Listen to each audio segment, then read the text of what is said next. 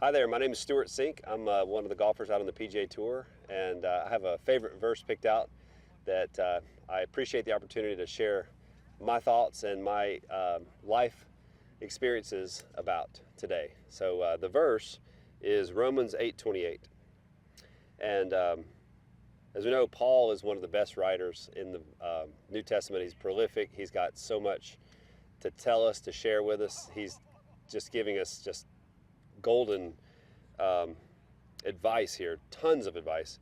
And in Romans 8:28, Paul writes, "We know that all things work together for the good of those who love God, those who are called according to his purpose." And so several things here jump out to me about this verse. And first, I'd like to kind of go through a little bit about what parts of the verse speak to me the loudest, and then at the end, I'll go through what this verse kind of means to me in my life. First of all, the part that stands out, it says that we know that all things work together. All things doesn't mean some or a scattered number. It means all things. It means that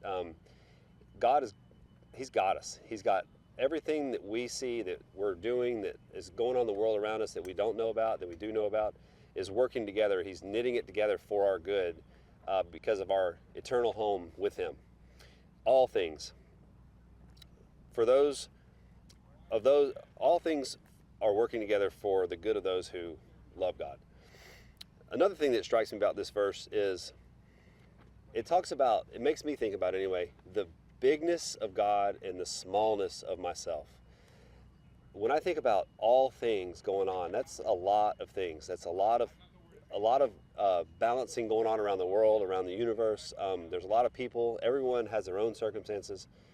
And when you think about how much God is working to orchestrate the little finest, minute details in your life, it just talks and speaks to the bigness of who He is, what He means to our existence in our life, and it reminds me of how minute and small really what my circumstances are in any given moment in my life.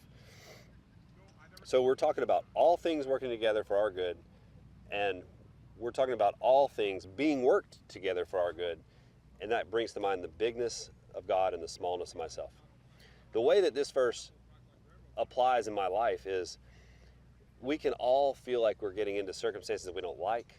I missed my flight this morning. It's the first time I've done that in a while, but it was not a pleasant situation. If you've ever done something like that, you know it's a little bit stressful and a little bit, annoying, and I can feel like the just bother sort of working up inside me.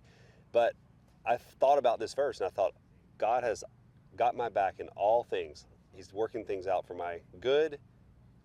I'm one of the ones called.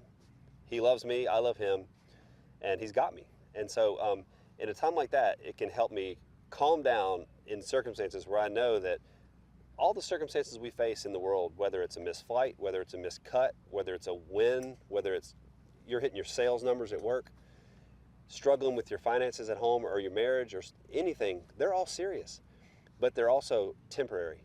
So this verse reminds me that, number one, all things are being controlled by God and worked out for our good. Number two, the bigness of God and the smallness of me.